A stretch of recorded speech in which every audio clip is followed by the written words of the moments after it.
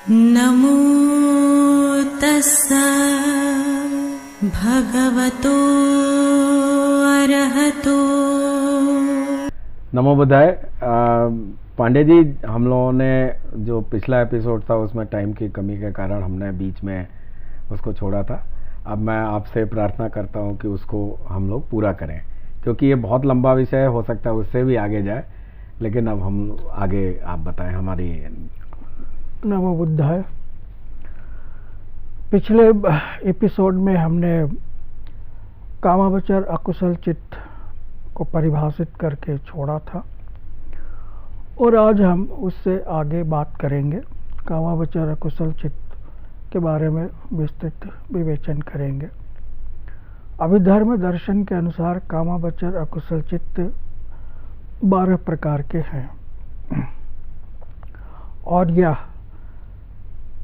अपने साथ जुड़े हेतु की प्रबलता के आधार पर 3 भागों में विभाजित है। पहला है लोभ मूलक अकुशल चित्त, दूसरा है दोष मूलक अकुशल चित्त और तीसरा है मोह मूलक अकुशल चित्त। लोभ मूलक अकुशल चित्त में यद्यपि 2 हेतु संप्रयुक्त होते हैं, लेकिन इसमें लोभ की प्रबलता होती है, इसलिए इसे लोभ मूलक चित्त कहते हैं। लोभ दूसरे की वस्तु को हस्तगत करने की प्रवृत्ति को कहते हैं। लोभ के वशीभूत व्यक्ति 8 प्रकार के कार्यों का संपादन करता है। ये परिणामतः 8 प्रकार के चित्त उत्पन्न होते हैं। दूसरे शब्दों में 8 प्रकार के चित्तों के माध्यम से व्यक्ति नाना प्रकार के अकुशल कार्यों का संपादन करता है। ये 8 प्रकार के अकुशल चित्त हैं: सौमनस्य सहगत, दृष्टिगत, संप्रयुक्त, असंस्कारिक चित्त। दूसरा है सौमनस्य सहगत, दृष्टिगत, संप्रयुक्त, ससंस्कारिक चित्त। तीसरा है सौमनस्य सहगत, दृष्टिगत, विप्रयुक्त, असंस्कारिक चित्त। चौथा है सौमनस्य सहगत, दृष्टिगत, विप्रयुक्त, ससंस्कारिक चित्त। 5वां है उपेक्षा सहगत, दृष्टिगत, संप्रयुक्त, असंस्कारिक चित्त। 6ठा है उपेक्षा सहगत, दृष्टिगत, संप्रयुक्त, ससंस्कारिक चित्त।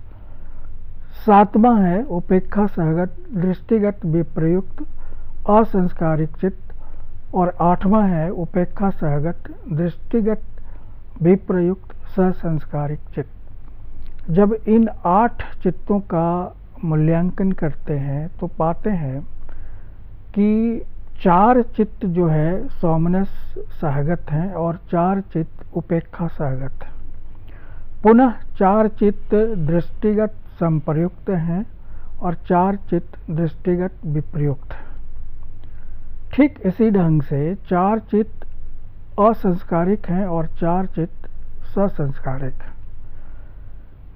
इस पृष्ठभूमि में यह जानना आवश्यक प्रतीत होता है कि सौमनस्य सहगत, उपेक्षा सहगत, दृष्टिगत संप्रयुक्त, दृष्टिगत विप्रयुक्त, असंस्कारिक और ससंस्कारिक का अर्थ क्या है। एक सामान्य व्यक्ति के लिए इन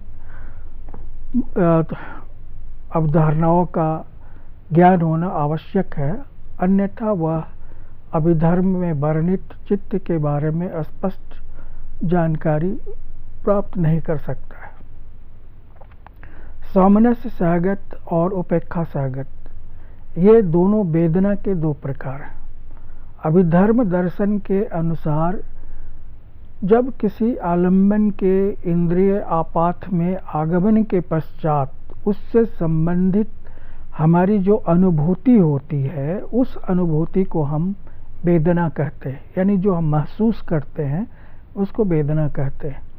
वेदना मूलतः 3 प्रकार की होती है: सुख वेदना, दुख वेदना और उपेक्षा वेदना। पुनः सुख वेदना 2 प्रकार की होती है: सुख वेदना, सौमनस्य वेदना। दुख वेदना भी 2 प्रकार की होती है: दुख वेदना और दोर्मनस्य वेदना। इस प्रकार वेदना 5 प्रकार की होती है। सुख वेदना, सौमनस्य वेदना, दुख वेदना, दौर्मनस्य वेदना और उपेक्षा वेदना। इन 5 वेदनाओं में से 2 वेदना, सौमनस्य वेदना और दौर्मनस्य वेदना, मन से जुड़ा हुआ होता है और मानसिक वेदना के रूप में जाना जाता है।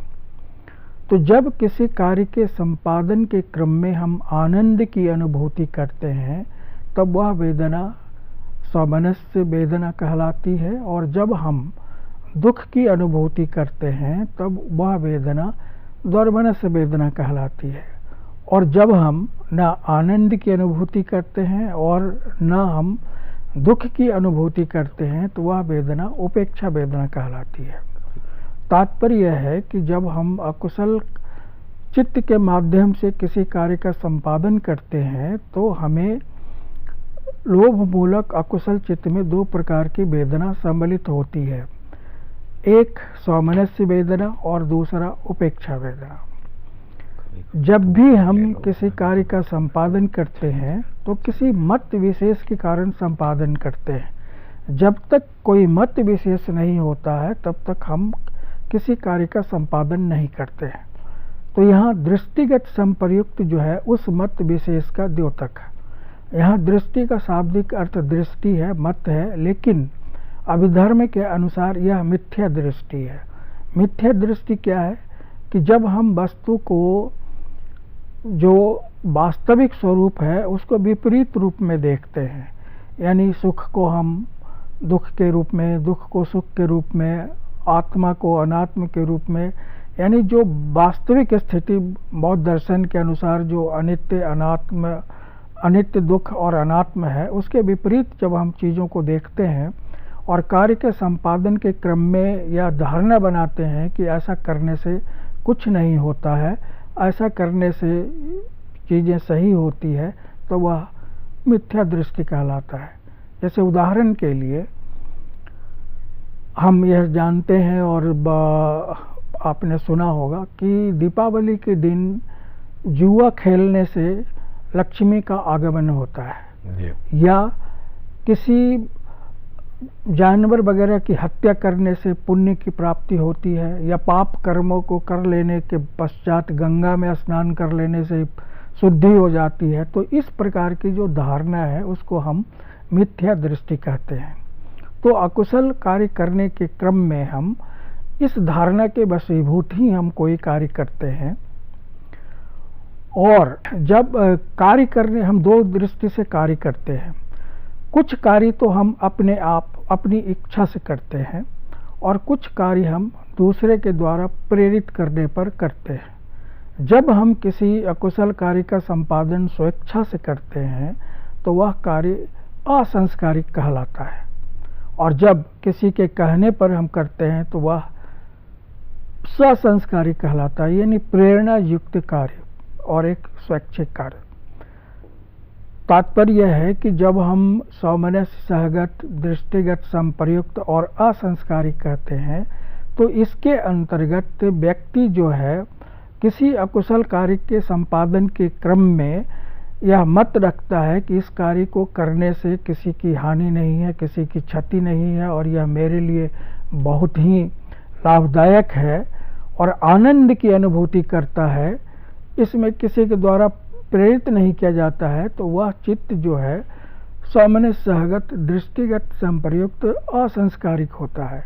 लेकिन जब इसी कार्य के क्रम में कोई पर प्रेरित होकर दूसरे के कहने पर कार्य करता है तो वह जो है सौमनस्य सहगत, दृष्टिगत, संप्रयुक्त, ससंस्कारिक होता है।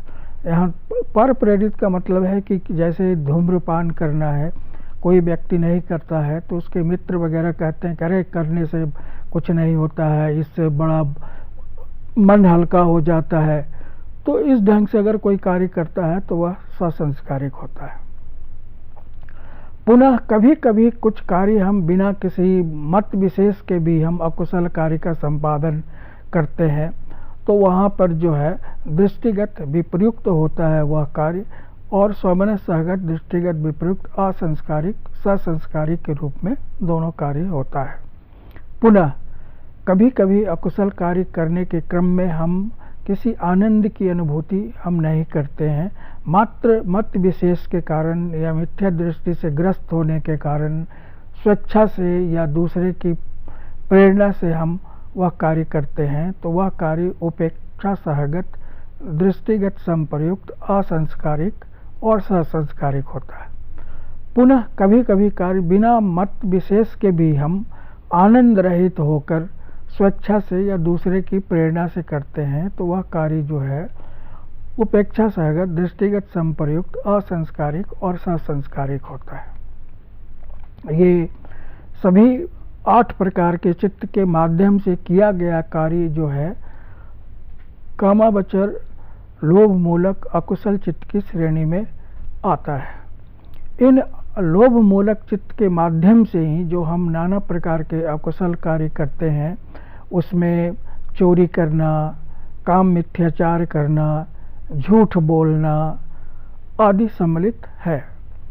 पुनः कामावचर अकुशल चित्त जो है उसका दूसरा प्रकार है दोष मूलक चित्त। यहाँ दोष जो है पटिग नामक चेतसिक का द्योतक है, और दोष मूलक चित्त में पटिग युक्त होता है। जैसे कि हमने देखा कि कामावचर लोभ मूलक चित्त में दृष्टिगत संप्रयुक्त था, मत विशेष संप्रयुक्त था, वैसे ही दोष मूलक चित्त में प्रतिज्ञ संप्रयुक्त होता है, यानी दूसरे को क्षति पहुंचाने की भावना प्रबल होती है, और यह भावना दोष के वशीभूत होता है। दोष नामक मूल के युक्त होने के कारण, उसकी प्रबलता के कारण होता है।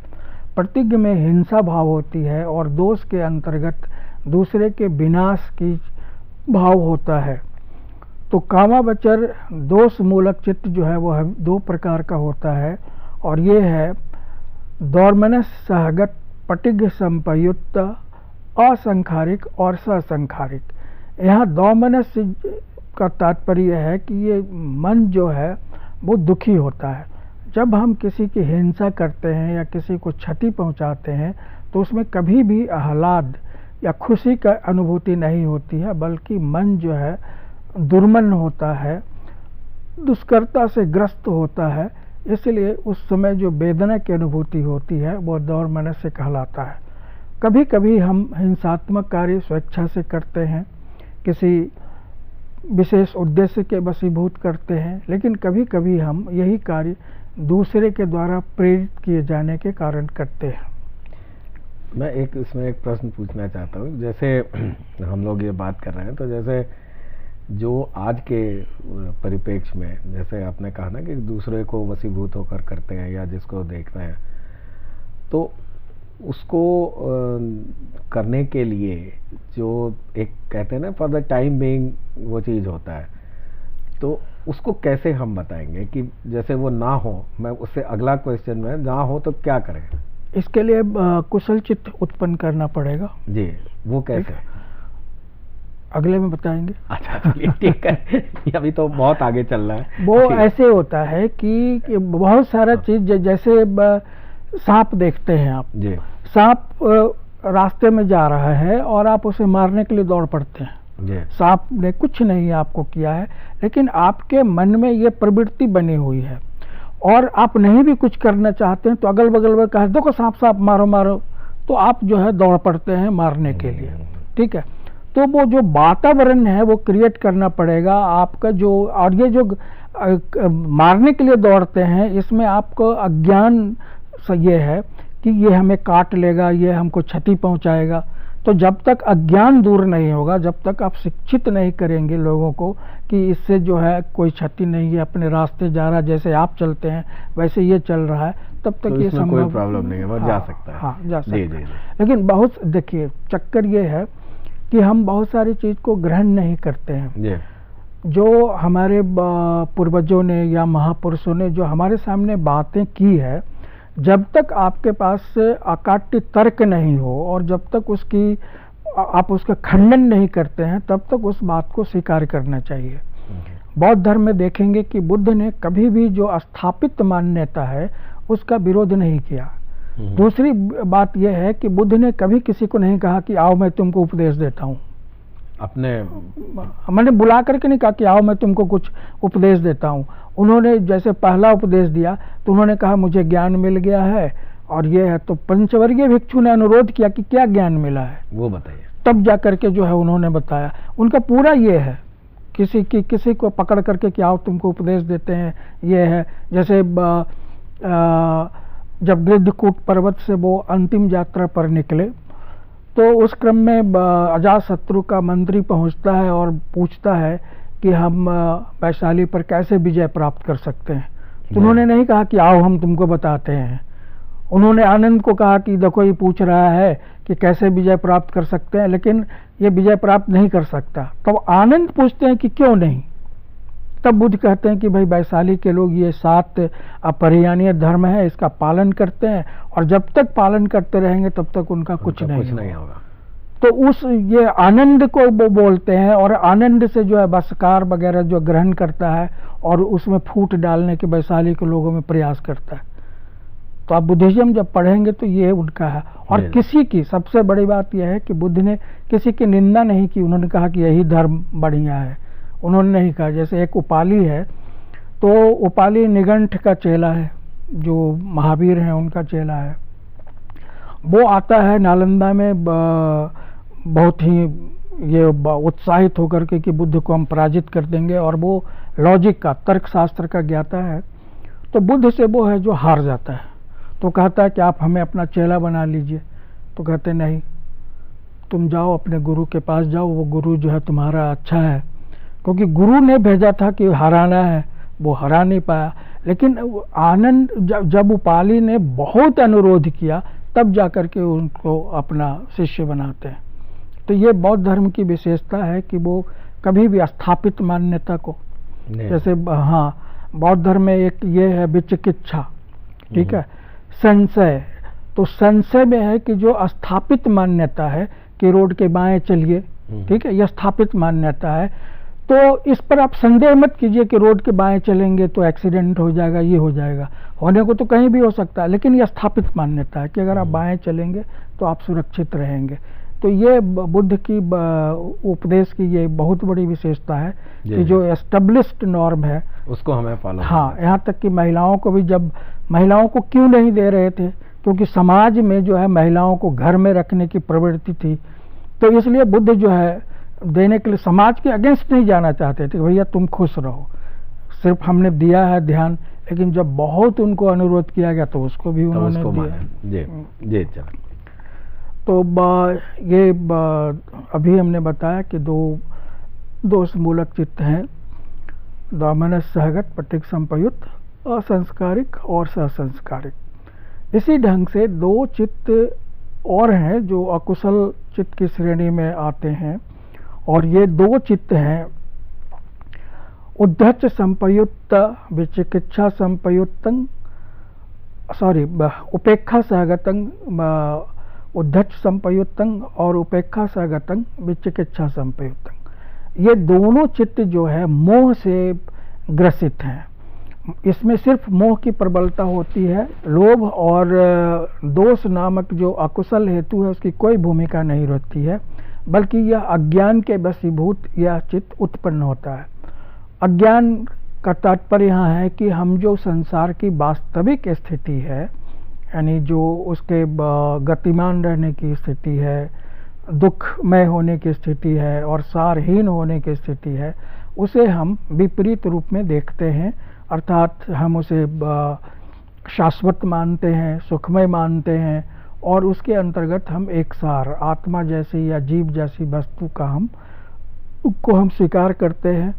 तो इसके कारण जो है आप बहुत सारे कार्य का हम संपादन करते हैं। लेकिन मोह के वशीभूत जो भी चित्त उत्पन्न होता है वह 2 प्रकार का होता है। या तो वो उच्छृंखल होता है, असंतुलित होता है, समझ नहीं पाता है कि क्या सही है क्या गलत है, वो डिस्टर्ब रहता है। और दूसरा होता है कि उसको हमेशा जो है संशय होते रहती है कि यह सही है या वह सही है। इस क्रम में हम एक विद्यार्थी का उदाहरण दे सकते हैं कि परीक्षा के समय जब वह किताब पढ़ता है तो उसको लगता है यह क्वेश्चन आएगा कि यह प्रश्न आएगा, और इसमें उसको जो है बहुत सारा समय निकल जाता है। और वह जो है मोह से ग्रस्त रहता है। तो इस दृष्टि से हम देखते हैं कि कामावचर अकुशल चित्त जो है 12 प्रकार के होते हैं, और ये 12 प्रकार के चित्त जो है वेदना की दृष्टि से, मत की दृष्टि से, चैतसिक की दृष्टि से, प्रेरणा की दृष्टि से अनेक भागों में विभाजित किए जा सकते हैं। हालांकि इसे आचार्य अनिरुद्ध द्वारा रचित एक ग्रंथ अभिधम्मत संग्रह में संक्षिप्त रूप में प्रस्तुत करते हुए कहा गया है कि 8 प्रकार के लोभ मूलक चित्त होते हैं, 2 प्रकार के दोष मूलक चित्त होते हैं और 2 प्रकार के मोह मूलक चित्त होते हैं। इस प्रकार 12 प्रकार के अकुशल चित्त होते हैं। अकुशल चित्त के विवेचन के पश्चात अभिधम्म के अंतर्गत अहेतुक चित्त की विवेचना की गई है। अहेतुक चित्त का तात्पर्य है कि जिसके साथ कोई हेतु जुड़ा हुआ नहीं हो। तात्पर्य है कि जैसा हमने पूर्व में कहा कि 6 प्रकार के हेतु हैं, लोभ, दोष, मोह, अलोभ, अदोष और अमोह। ये 6 हेतु किसी भी चित्त के साथ संप्रयुक्त नहीं होते। एक स्वाभाविक प्रश्न उत्पन्न हो सकता है कि जब हेतु उत्पन्न नहीं होते हैं तो फिर चित्त कार्य कैसे करता है। ध्यातव्य है कि बौद्ध धर्म पुनर्जन्म में विश्वास करता है और यह मानता है कि जो व्यक्ति तृष्णा से मुक्त नहीं होता, निब्बान का अधिगम नहीं कर लेता है, वह संसार चक्र में तब तक गतिमान रहता है जब तक कि उसके द्वारा संपादित कार्य का विपाक उत्पन्न होते रहता है। और यह विपाक तब तक उत्पन्न होते रहता है जब वह क्लेश धर्मों से, अर्थात लोभ, दोष, मोह आदि जो धर्म है उससे संप्रयुक्त होकर नाना प्रकार के कार्य का संपादन करता है। तो अहेतुक चित्त जो है वो मूलतः विपाक चित्त है, यानी पूर्व में किए गए कर्मों के परिणाम स्वरूप उत्पन्न विपाक, इसीलिए उसे हम अहेतुक चित्त कहते हैं। और पुनः उसमें कुछ ऐसे भी चित्त सम्मिलित हैं जो बुद्ध, अरहत आदि द्वारा संपादित है, क्योंकि बुद्ध और अरहत के द्वारा जो चित्त उत्पन्न होते हैं और उसके द्वारा कार्य संपादित होते हैं उसका कोई विपाक उत्पन्न नहीं होता है, वो विपाक रहित होता है। तो अहेतुक चित्त जो है 18 प्रकार के होते हैं। इनमें से 7 चित्त अकुशल अहेतुक होते हैं, 8 चित्त कुशल अहेतुक होते हैं और 3 चित्त क्रियाचित्त अहेतुक क्रियाचित्त होते हैं। जो अहेतुक चित्त के विवेचन के क्रम में यह ध्यान देने की जरूरत है कि जब इंद्रिय आपात में किसी आलम्बन का आगमन होता है तो एक प्रक्रिया से गुजरते हुए चित्त जो है उस वस्तु को ग्रहण करता है, और उस प्रक्रिया के तहत जो पहली प्रतिक्रिया होती है वो होती है कि जब इंद्रिय में आलम्बन प्रवेश करता है तो पंच द्वारा वर्जन होता है। पंच द्वारा वर्जन का मतलब यह होता है कि जो हमारी 5 इंद्रिय है, चक्षु, श्रोत, घ्राण, जिह्वा, काय, ये जो है सक्रिय हो उठती है और यह जानने की कोशिश करती है कि किसका वस्तु है। तत्पश्चात चक्षु विज्ञान होता है, यानी अगर वस्तु रूप है तो चक्षु उत्पन्न होता है, और चक्षु से जो विषय की सूचना चित्त को मिलती है उसे हम चक्षु विज्ञान कहते हैं। जो स्रोत से के थ्रू जो सूचना चित्त को मिलती है उसे हम स्रोत विज्ञान कहते हैं, और जो घ्राण के माध्यम से यानी नाक के माध्यम से जिसकी सूचना चित्त को मिलती है उसे हम घ्राण विज्ञान कहते हैं, और जो जिह्वा के माध्यम से सूचना प्राप्त होती है रस आदि की उसे हम जिह्वा विज्ञान कहते हैं, और जो शरीर के माध्यम से जिसकी सूचना चित्त को मिलती है उसको काय विज्ञान कहते हैं। तो ये सभी विज्ञान जो है अहेतुक चित्त के अंतर्गत उत्पन्न होते हैं। पुनः विज्ञान के बाद जो है जो इंद्रिय है और चित्त है उसके इंद्रिय का आलम्बन के साथ जो है संपर्क होता है चित्त का, उसे हम संपटिच्छन कहते हैं। विज्ञान में सिर्फ इंद्रिय के समक्ष जो है वस्तु का आगमन होता है और उस वस्तु का रंग आदि जो है उसको ग्रहण करने का कार्य जो है वो संपटिच्छन के स्तर पर होता है। और संपटिच्छन के स्तर के बाद जो हमारे मानस पटल पर पूर्व ज्ञान अंकित है, उससे जो है हम उस वस्तु की तुलना करते हैं। तो जब उस वस्तु की तुलना करते हैं कि ये वस्तु क्या है, इसका रंग क्या है, रूप क्या है, तो उस स्थिति को हम संतीरण कहते हैं। तो अहेतुक चित्त में जो है ये सभी 7 चित्त जो है उत्पन्न होते हैं। तो ये 7 चित्त जो है कहलाते हैं उपेक्षा सहगत चक्षु विज्ञान, उपेक्षा सहगत सोत विज्ञान, उपेक्षा सहगत घ्राण विज्ञान, उपेक्षा सहगत जिह्वा विज्ञान, उपेक्षा सहगत काय विज्ञान, उपेक्षा सहगत संतीरण और उपेक्षा सहगत संपटिच्छन। तो इस दृष्टि से अहेतुक अकुशल विपाक 7 प्रकार के होते हैं। ये होते हैं उपेक्षा सहगत चक्षु विज्ञान, उपेक्षा सहगत स्रोत विज्ञान, उपेक्षा सहगत घ्राण विज्ञान, उपेक्षा सहगत जिह्वा विज्ञान और दुख सहगत काय विज्ञान और उपेक्षा सहगत संपटिच्छन, उपेक्षा सहगत संतीरण। यह ध्यातव्य है कि और ठीक यही 7 चीज़ें जो है कुशल अहेतुक चित्त में भी उत्पन्न होता है, लेकिन कुशल अहेतुक चित्त में दुख सहगत काय विज्ञान के जगह पे सुख सहगत काय विज्ञान हो जाता है और उसमें संतीरण जो है उसमें 2 प्रकार का हो जाता है, सुख सहगत संतीरण और उपेक्षा सहगत संतीरण। इस दृष्टि से वह 8 प्रकार का होता है।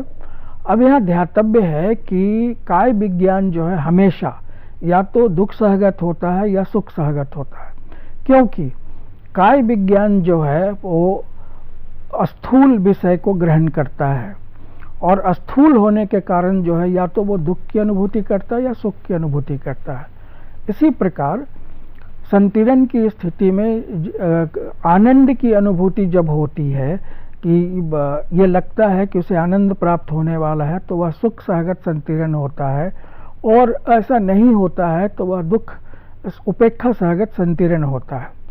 तो ये कुशल अहेतुक चित्त होते हैं। अब यहाँ ध्यातव्य है कि हम ये जो चित्त उत्पन्न होता है तात्पर्य इसका क्या है। तो इसे एक उदाहरण के द्वारा हम समझ सकते हैं कि जैसे हम किसी मार्ग से जो है प्रतिदिन हम कार्यालय जाते हैं या विद्यालय जाते हैं, तो मार्ग में किसी दिन जो है बदबू जो है आपको मिलता है। तो ऐसा क्यों है कि आपको बदबू मिल रहा है, या रास्ते में चल रहे हैं, कोई सवारी गाड़ी जा रही है और वहाँ पे पानी वगैरह है, वो छींटा आपके शरीर पर पड़ जाता है, तो क्यों होता है? यह इसलिए होता है कि पूर्व जन्म का जो विपाक है उसके परिणाम स्वरूप आपको अकुशल स्थिति का सामना करना पड़ता है। इसी ढंग से कभी कभी आप मार्ग में जाते हैं और आपको पुष्प की खुशबू नज़र आती है या कोई सुंदर दृश्य दिखाई पड़ जाता है, तो ऐसा इसलिए होता है कि कुशल विपाक के परिणाम स्वरूप जो है आप उसे ग्रहण करते हैं। ठीक इसी प्रकार से 3 क्रियाचित होते हैं, और ये 3 क्रियाचित होते हैं पंच द्वारा बज्जन, उपेक्षा सहगत पंच द्वारा बज्जन, उपेक्षा सहगत मनो द्वारा बज्जन और सुख सहगत हसितुपाद चित्त। यहाँ पंच द्वारा बज्जन का तात्पर्य है कि जब इंद्रिय आपात में, किसी अरहत के इंद्रिय आपात में कोई वस्तु उत्पन्न होती है तो वह 5 इंद्रिय उसकी सजग हो जाती है, लेकिन उस वस्तु को वह ग्रहण नहीं कर पाता है, इसलिए वह पंच द्वारा बज्जन कहलाता है। इसी प्रकार जब अरहत के मानस पटल पर कोई वस्तु अंकित होती है या उत्पन्न होती है, तो वो वस्तु जो है डिसाइड होने या उसके बारे में किसी निर्णय पर पहुंचने की पूर्व ही वह समाप्त हो जाता है, तो उसको हम मनो द्वारा बज्जन कहते हैं। और कभी कभी बुद्ध जो है या अरहत है अनायास ही हंस देते हैं, उनके हंसी का आनंद से कोई महत्व नहीं है, सुख से मतलब नहीं है, इसलिए जो है हसितुपाद चित्त कहते हैं। और ये सभी क्रिया चित्त कहलाते हैं, और क्रिया चित्त का विपाक नहीं होता, इसलिए अहेतुक चित्त वो बिना किसी हेतु के होते हैं उत्पन्न। इसलिए जो है इसे हम अहेतुक चित्त कहते हैं। तो अहेतुक चित्त में दो प्रकार के चित्त होते हैं, विपाक चित्त या क्रिया चित्त। विपाक चित्त दो होते हैं, अकुशल या कुशल। ये दोनों जो है पूर्व जन्म में किए गए कुशल अकुशल कार्यों के परिणाम स्वरूप उत्पन्न होते हैं। इस प्रकार जो है अहेतुक चित्त 18 प्रकार के होते हैं। अब हम आज की चर्चा पर यहीं विराम देते हैं। धन्यवाद। भवतु शुभ मंगलम। साथियों, आज के इस विशेष प्रोग्राम में अब इतना ही। अब समय हो चुका है आज के प्रोग्राम के विश्राम होने का, लेकिन उसके पहले आपको बताते चलें कि आपके मन में भी जो प्रश्न हो, जो जिज्ञासाएं हों, वह इस प्रोग्राम में आप पूछ सकते हैं। प्रश्न पूछने के लिए आप हमारे व्हाट्सएप नंबर 9639010109 पर अपना प्रश्न भेज सकते हैं या हमारी ईमेल आईडी subhartibuddha@gmail.com पर भेज सकते हैं। तो उम्मीद है कि आप अपनी जिज्ञासा को दबाएंगे नहीं और हमारे इस विशेष प्रोग्राम का हिस्सा बन अपनी जिज्ञासा को शांत करेंगे। तब तक मैं आरपी सिंह डॉक्टर सत्येंद्र पांडे जी के साथ लेता हूं विदा। कल इसी समय आपके समक्ष फिर उपस्थित होंगे। नमो बुद्धाय। नमो तस्सा भगवतो